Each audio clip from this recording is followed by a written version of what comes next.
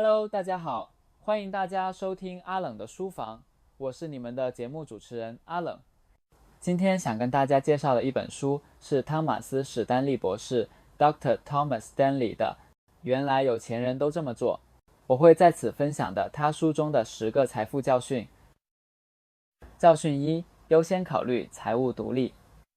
真正的百万富翁将财务独立置于任何事物之上，这超越了社会地位想要看起来富有和成功的欲望，甚至是对其成功的认可。老实说，在今天的世界，只要有债务，我们中的任何一个人如果真的想，都可以看起来富有和成功。我们可以信用购买最漂亮的设计师服装，租赁最新的豪华汽车，并用我们几乎负担不起的最高抵押贷款买下一栋豪宅。但这并不意味着我们真的富有，相反，我们实际上变得更穷，因为我们花费我们仅有的一点钱试图扮演这个角色，努力用最好的玩具让自己看起来有钱。而且，那些极力想看起来有钱的人，往往距离财务灾难仅一步之遥，因为一切都是透过债务来融资的。真正的百万富翁了解金钱的真正价值，他们明白金钱能买到的最好的东西不是物质，而是自由。他们可以维持目前的生活方式多年，甚至不需要赚取1个月的薪水。不要被看起来有钱的需求所迷惑，而是要真正变得有钱。教训2：真正的百万富翁很节俭。真正的百万富翁是节俭的，他们的生活水准远低于他们的收入。节俭受到不良的评价，因为媒体将节俭的人描绘成痛苦或贫穷。根据电影和电视节目的说法，真正的富人知道如何奢华地花钱。我们被告知购买昂贵的物品是富裕人士的正常行为，他们被引导相信富人过住高消费的生活方式，他们认为超额消费是富人在美国富裕的主要奖励。然而，与大众媒体可能让我们相信的相反，节俭和生活水准低于收入是财富累积的基石。节俭使我们能够对从众的社会压力说不，节俭使我们能够明智地花钱，而不是浪费，而节俭最终使我们能够储蓄金钱，从而实现净值的复利增长。有无数名人赚了很多钱，但因为没有养成节俭的习惯而失去了一切。MC Hammer 的故事是我最喜欢的故事之一。MC Hammer 是90年代最热门的饶舌歌手之一，在他的职业生涯巅峰时期，他每年赚取高达7000万美元。但由于缺乏良好的金钱管理习惯，他把所有的钱都花在了荒谬的奢侈品上。他一度拥有17辆豪华汽车、1架私人喷射机、2架直升机和21匹赛马。你可能猜到这导致了什么？在1996年，他申请破产，负债超过1300万美元。在短短几年内， MC Hammer 从年收入7000万美元变成了一无所有，并负债1300万美元。因此，无论你的收入是多少，永远保持生活水准低于你的收入。教训3：不为车辆超额消费。真正的百万富翁不会在他们的车辆上超额消费，相反，他们大多拥有旧款车型，而不是最新的当前年份车型。超过1/3的人购买二手车。你猜猜史丹利博士的另一本书《别装阔》Stop Acting Rich 中指出，百万富翁中最受欢迎的汽车制造商是什么？是 Toyota 丰田。你在邻居车道上看到的东西，代表了他或他的生活水准，但与他或他的财富，或更重要的是，他或他的赚钱能力毫无关系。可悲的事实是，大多数开着最新豪华车型的人，实际上并非真正富有。86%的豪华名车是由非百万富翁购买的。拥有一辆漂亮的新车很酷，你可能会在路上引起一些人的注意，但也仅此而已。所以你必须问自己，在路上引起这个陌生人的注意，值得你牺牲你的财务自由吗？教训4：不买过大的房子。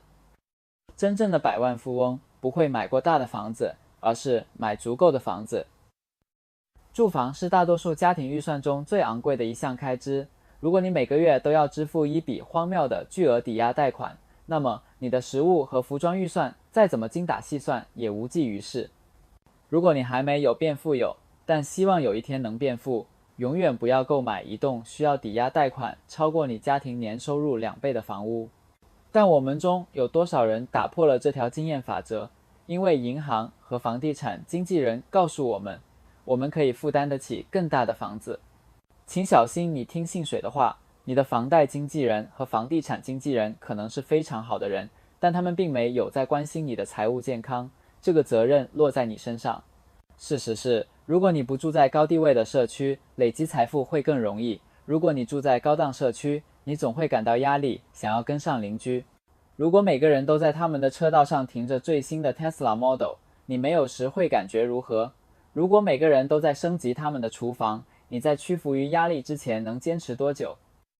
让自己轻松一点，仔细考虑你选择抚养家人的房屋大小和社区类型。教训5：选择正确的职业。真正的百万富翁选择了正确的职业，他们擅长瞄准市场机会。这本书确实指出，研究中的大多数百万富翁都是企业主。然而，这并不意味着，如果你想累积财富，就必须成为企业主。因为事实是，大多数企业主不是百万富翁，也永远无法接近成为富人，因为这条道路充满了太多的风险和未知。关键的 takeaway 是百万富翁了解他们擅长什么，以及他们想在哪方面成为专家。他们努力工作，透过让对自己有利的条件增加成功的机会。一个例子是，当他们选择他们的业务时，与科技新创公司或时髦咖啡馆等性感业务不同，大多数百万富翁选择了真正沉闷的业务。那些收入稳定增长的沉闷公司可能不会成为鸡尾酒会上刺激的闲聊话题，但从长远来看，他们是最好的投资。想想墙板制造商、肉类加工商和汽车零件，绝对不是最性感的创业点子，但从长远来看，具有最高的潜力。仔细思考你的职业，不要只因为每个人都在谈论它有多酷就选择它，而是要从更广泛的角度看待行业、现有公司和增长潜力。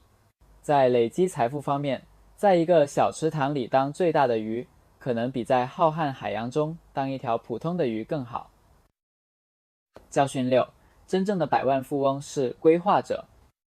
真正的百万富翁是规划者，他们以一种有助于累积财富的方式，有效地分配他们的时间、精力和金钱。规划是累积财富的人们的一种强烈习惯。史丹利博士在他的访谈中一次又一次地发现，百万富翁花费大量的时间规划他们的财务未来。他们将管理他们的金融资产置于其他活动之上，而且他们不只是等到他们有感觉的时候才去做。他们有规律的日程安排，每周、每月、每年都会审查他们的投资，并进行调整，以最大化他们从所有资产中获得的回报。很少有人知道，7届奥林匹亚先生得主、电影明星、前加州州长阿诺·施瓦辛格 （Arnold Schwarzenegger） 实际上在30岁之前就透过房地产成为了百万富翁。他将他从健美中赚取的收入投资于70年代在洛杉矶购买房地产，而实现这一切的一个关键习惯是，他将他的目标写在一张 3x5 的索引卡上，并规划了他的未来。别找借口 No Excuses 的作者布莱恩·崔西 Brian Tracy 评估这本书时说，只有 3% 的成年人有书面目标和计划，而这 3% 的收入比其他 97% 的总和还要多。如果你想成为百万富翁，请养成写下你的目标和创造有意识的时间进行规划的习惯。教训7：真正的百万富翁择偶得当。真正的百万富翁择偶得当，这并不意味着他们嫁入豪门，而是他们嫁给或娶了一个分享他们财务价值观的人，一个完全认同他们的消费习惯和节俭的人。大多数虔诚的财富累积者不仅自己节俭，他们的配偶往往更节俭。当你与一个超级消费者结婚时，这可能会导致极大的痛苦。你可能想把你的加薪存起来作为新房的首付，但你的配偶却想带家人去坎昆的全包式度假村。只要你能与你的配偶沟通并做出最佳决策，这些选择都没有错。然而，当你的金钱价值观从根本上不同时，机会非常困难。任何讨论金钱的努力都可能自然地导致争吵，甚至导致离婚。这对你的心理健康和净值都不利。原来有钱人都这么做中的大多数百万富翁语：同一个人结婚并保持婚姻数十年，让家庭能够累积更大的净值，并享受幸福婚姻的好处。教训8：大多数百万富翁是白手起家。大多数真正的百万富翁是白手起家的百万富翁。书中的许多百万富翁从未从父母那里收到现金礼物。研究时迹象显示，收到更多金钱的成年子女累积的财富较少，而那些获得较少金钱的人累积的财富较多。基本逻辑会告诉我们，如果你在生命早期收到更多的钱，你在生命晚期就会拥有更多的钱，对吧？然而，我们人类不是逻辑生物，生产力是一种需要培养的技能。那些持续接受经济门诊护理 （economic outpatient care） 指持续的经济资助的人很难培养这种技能。阅读这一章让我仔细思考我自己的孩子，我如何才能培养他们成为自力更生、富有生产力的社会成员，而不是依赖经济门诊护理。史丹利博士根据他从百万富翁那里听到的，提供了一些建议。实践节俭，我们必须教导我们的孩子节俭。孩子们会观察我们所做的一切，所以如果我们过住奢华的生活方式，我们的孩子长大后也会效仿。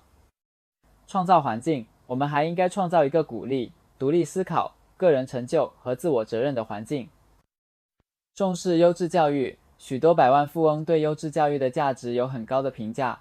对我来说，这将是定期与我的孩子一起阅读，并从小灌输学习的价值。当然，这说起来容易，做起来难。从长远来看，如果我能坚持下去，我会告诉你我的孩子们的状况。教训9：真正的百万富翁了解足够的力量。真正的百万富翁了解足够的力量。良好的健康、长寿、幸福、充满爱的家庭、自力更生和好的朋友。如果你拥有其中5项，你就是一个富有的人。谈到金钱，我们预设越多越好。如果我的薪水能再增加1万美元，我就稳定下来了。如果我的房屋价值再升值 10%， 没有什么能让我更快乐了。然而，当我们不定义我们的足够时，我们将花费我们的一生追逐彩虹尽头虚幻的宝藏，而我们永远无法到达。书中的大多数百万富翁之所以成为百万富翁，并不是因为他们试图成为世界上最富有、最有名的人。相反，他们专注于小事，例如生活水准低于他们的收入，不关心别人对他们的看法，在他们的职业中努力工作，并让时间做复利。他们的财富的繁重工作，这在纸上非常简单，但在执行中极其困难。金钱只是一种工具，帮助我们过上我们想要的生活。它并不定义我们作为个人，所以越多并不总是越好。请定义你的足够，并在那个数字中找到最终的快乐。教训10：真正的百万富翁是普通人。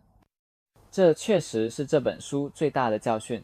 真正的百万富翁是像你我一样的普通人。大多数百万富翁不是住在比佛利山庄或曼哈顿上西区等富人社区的超级富豪。